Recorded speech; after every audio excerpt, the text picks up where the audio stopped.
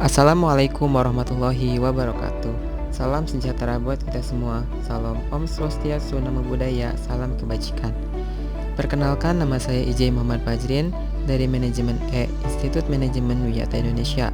Pada video kali ini, saya akan membahas mengenai isu dan analisis ekonomi makro pada mata kuliah Business Environment.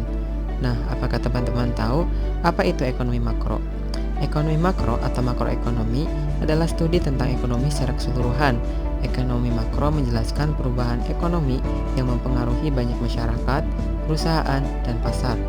Ekonomi makro dapat digunakan untuk menganalisis cara terbaik untuk memengaruhi target-target kebijaksanaan seperti pertumbuhan ekonomi, stabilitas harga, tenaga kerja, dan pencapaian keseimbangan neraca yang berkesinambungan.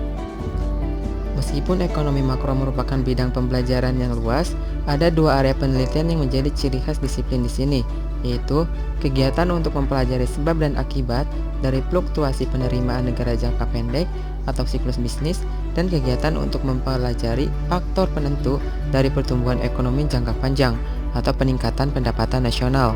Model makroekonomi yang ada dan prediksi yang ada digunakan oleh pemerintah dan korporasi besar untuk membantu pengembang dan evaluasi kebijakan ekonomi dan strategi bisnis.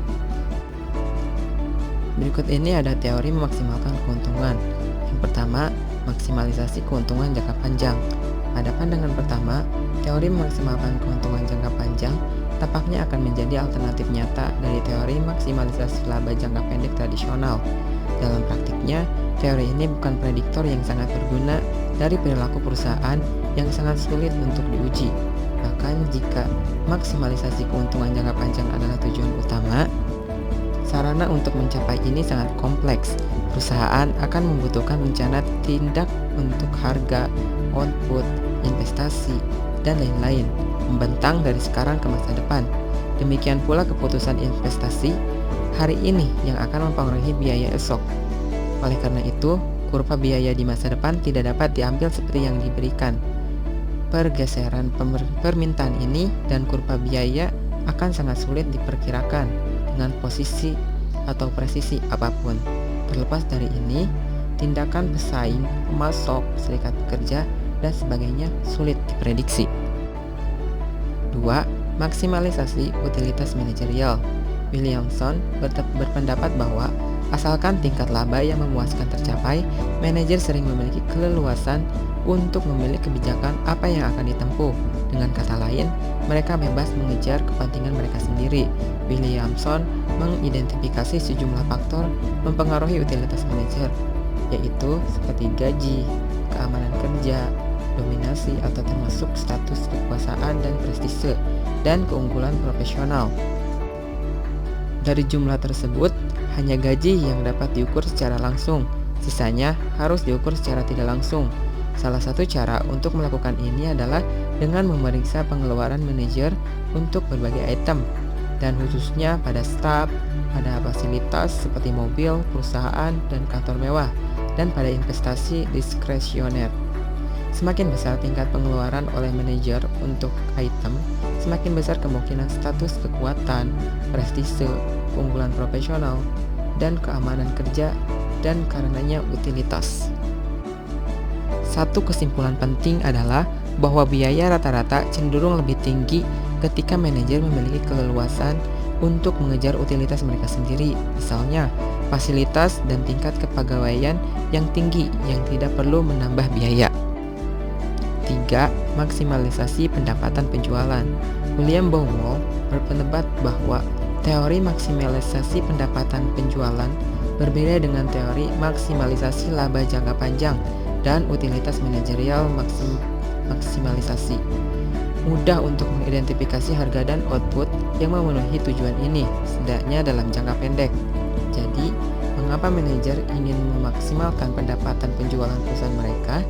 Jawabannya adalah bahwa keberhasilan manajer dan terutama manajer penjualan dapat dinilai sesuai dengan tingkat penjualan perusahaan. Angka penjualan adalah barometer yang jelas pada kesehatan perusahaan. Gaji, kekuasaan, dan prestise manajer mungkin bergantung secara langsung pada pendapatan penjualan. Perwakilan penjualan, perusahaan dapat dibayar komisi atau mereka penjualan. Dengan demikian, maksimalisasi pendapatan penjualan mungkin menjadi tujuan yang lebih dominan di perusahaan daripada maksimalisasi laba. 4. Memaksimalkan pertumbuhan. Alih-alih bertujuan untuk memaksimalkan pendapatan jangka pendek, manajer dapat mengambil perspektif jangka panjang dan bertujuan untuk memaksimalkan pertumbuhan dalam ukuran perusahaan.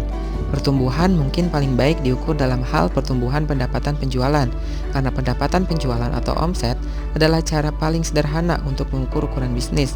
Jika sebuah perusahaan ingin memaksimalkan pertumbuhan, perlu jelas tentang periode waktu berakhir, misalnya pertumbuhan maksimum selama berikutnya 2 atau 3 tahun dapat diperoleh dengan menjalankan pabrik hingga maksimum absolut kapasitas, menjejalkan sebanyak mungkin mesin dan pekerja, dan mendukung dengan kampanye iklan besar-besaran dan pemotongan harga. 5. Keseimbangan untuk perusahaan yang memaksimalkan pertumbuhan. Dalam jangka pendek, perusahaan dapat memilih harga dan output yang memaksimalkan keuntungan. Jadi untuk menyediakan dana terbesar untuk investasi, itu mungkin tergantung pada strategi yang dianggapnya paling cocok untuk mencapai pertumbuhannya. Dalam jangka panjang, prediksi masih lebih sulit. Kebijakan yang diadopsi perusahaan akan sangat tergantung pada penilaian peluang pasar yang dibuat oleh manajer. Manajer yang berbeda akan menilai situasi berbeda. Perusahaan akan memaksimalkan pertumbuhan cenderung melakukan diversifikasi ke dalam produk yang berbeda, terutama karena mereka mendekati batas ekspansi yang ada di pasar. 6. Alternatif memaksimalkan teori dan konsumen. Alternatif memaksimalkan teori atau mempengaruhi minat konsumen dalam hal memaksimalkan pendapatan penjualan, output yang lebih tinggi akan dihasilkan daripada di bawah maksimalisasi keuntungan. Tetapi, konsumen belum tentu diuntungkan dari harga yang lebih rendah, karena lebih banyak yang akan dihabiskan untuk iklan.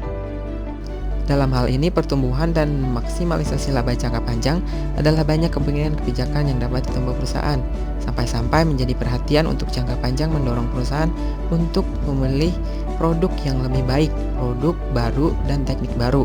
Konsumen mungkin mendapat manfaat dan kekhawatiran semacam itu. Namun, sejauh itu pertumbuhan mendorong tingkat konsentrasi industri yang lebih besar melalui manajer atau market. Konsumen dapat kehilangan dari hasil yang dihasilkan tingkat kekuatan monopoli yang lebih besar, seperti halnya teori tradisional perusahaan.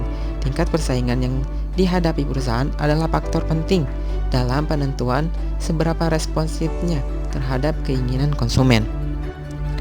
Dapat kita simpulkan, teori memaksimalkan keuntungan jangka panjang adalah tujuan utama, sarana untuk mencapai tujuan. Ini sangat kompleks. Teori ini bukan prediktor yang sangat berguna dalam perilaku perusahaan. Manajer dapat mengambil perspektif jangka panjang dan bertujuan untuk memaksimalkan pertumbuhan dalam ukuran perusahaan. Hal ini perlu jelas tentang periode waktu berakhir yang diperoleh dengan menjalankan pabrik hingga maksimum absolut kapasitas.